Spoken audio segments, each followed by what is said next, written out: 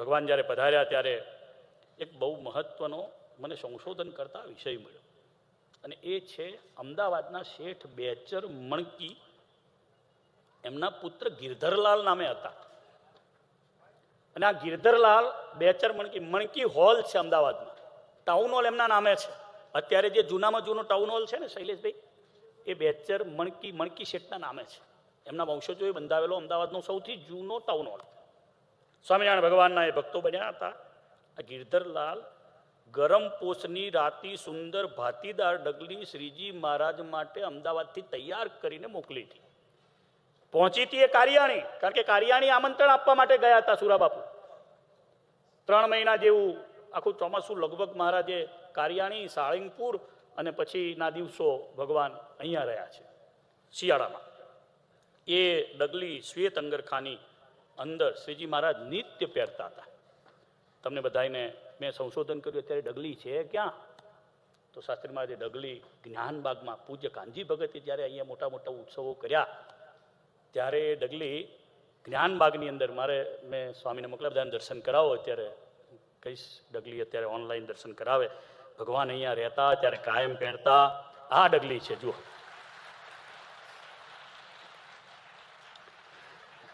અને એક પણ દિવસ એવો નથી કે સ્વામિનારાયણ ભગવાને આ ડગલી પહેરી ના હોય અને વચનામૃત કહ્યું ના હોય.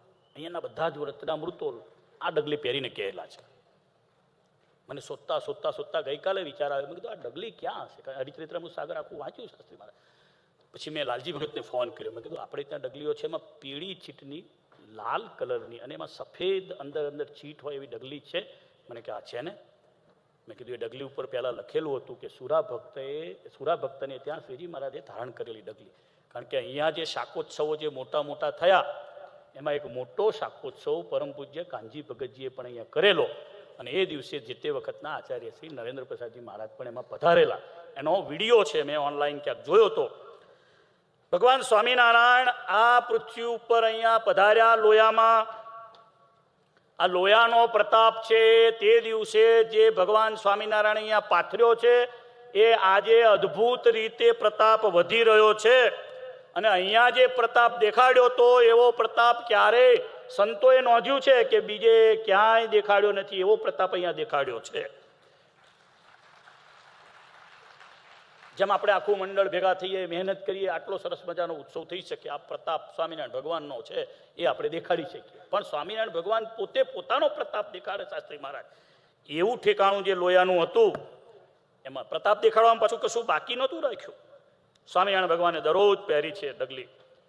સુરા ભક્તના દરબારમાં જ્યારે કારતક વધી 10મીને દિવસે ભગવાન પધાર્યા ત્યારે મંચ પલંગ ઢાળ્યો હતો, એના ઉપર આવીને બેઠા. મહારાજે રૂનો ભરેલો ધોળો સુરવાળ પહેર્યો હતો અને શ્વેત છીટની જે ડગલી, ફરીવાર બતાવજો, હું જ્યારે બોલું ત્યારે બતાવજો, શ્વેત છીટની ડગલી પહેરી હતી અને બુટ્ટાદાર શ્વેત અંગરખું પણ ધારણ કર્યું હતું. આ સભામાંથી, મારી વ્યાખ્યાન માળામાંથી બીજું કંઈ ના લઈ જાઓ તો કંઈ નહીં, પણ આ ડગલીને તમે યાદ રાખશો ને તોય સ્વામિનારાયણ ભગવાન તમને યાદ આવશે. આનું ધ્યાન કરી લો એક વખત. જુઓ આ ડગલીને સ્વામિનારાયણ ભગવાને પોતાના સમયમાં જે કંઈ નંદ સંતોએ આપણા પર કૃપા કરીને ભગવાને ધારણ કરેલા વસ્ત્રો, ભગવાનના નખ, ભગવાનના કેસ, ભગવાનની જે કંઈ પ્રસાદીની વસ્તુઓ આપણને આપીને ગયા છે એનું ધ્યાન કરવા, એનું દર્શન કરવા માટે છે.